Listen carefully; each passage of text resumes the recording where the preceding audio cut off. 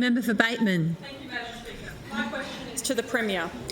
I refer to Western Australia's response to the sustained outbreak of the COVID-19 Delta variant in New South Wales, and I ask, can the Premier update the House on Western Australia's strengthened controlled border arrangements and outline how this will help protect Western Australians? And can the Premier advise the House if he is aware of anyone trying to threaten or undermine the health of West Australians? Premier. Can I thank the member for Bateman for the question? Today we've seen 452 new cases in New South Wales, another death, on top of the 7 deaths and 478 cases yesterday. The outbreak is now significantly in regional New South Wales, including the town where my mother was born and raised, Dubbo, and my mother's family are all from. It is a very difficult situation for New South Wales, and they have some difficult months ahead. We've seen the virus seed from New South Wales into other states, including Queensland, Victoria and here. As you know, it came here in June. We locked down and we crushed and killed the Delta variant. Something is not well understood in the eastern states. That is what happened. That's what we did. We didn't get any financial support from the Commonwealth or anywhere else for the measures we had to put in place to deal with that. Now we see 17 cases today in the ACT. I understand there was 19 cases yesterday.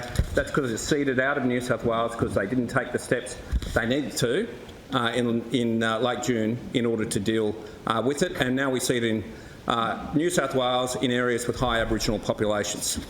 We're doing all we can to assist New South Wales, including our industries open and the huge revenue that delivers to the Commonwealth that can then go to fund New South Wales. We will continue to do that, Madam Speaker, without complaint. We have supported the Commonwealth rolling out 500,000 vaccines that they acquired from Poland into New South Wales. I think that is the right decision, even though it means the vaccine rollout here will not receive the same amount of vaccines as New South Wales is.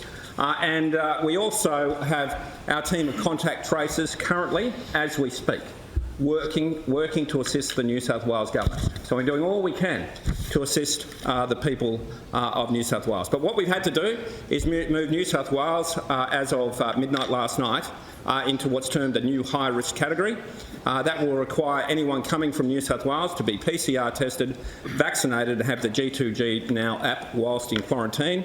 And they'll still need to meet the exemption guidelines.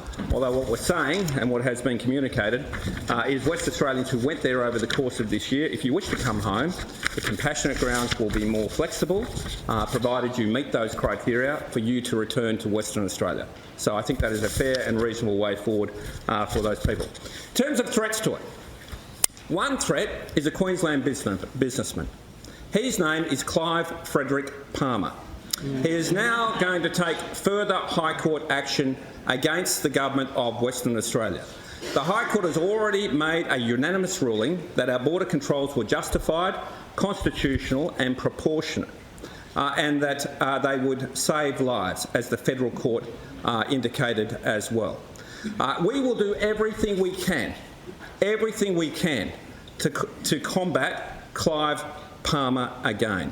That is how we respond to bullies and narcissists. That's right. His harassments and threats only seem to be directed towards the people of Western Australia because we blocked his $30 million case against this state. He seems to be driven by hostility to Western Australia. He has no care or empathy. He just has selfishness as his primary aim. He is a deceitful person. He has all the characteristics of a sociopath in the way that he is behaving. His mindset is not something I understand.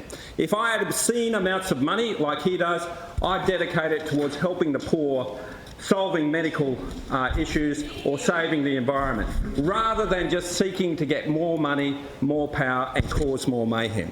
If he has his way, then people in Western Australia could potentially die. And so we will do everything we can to ensure he fails once again.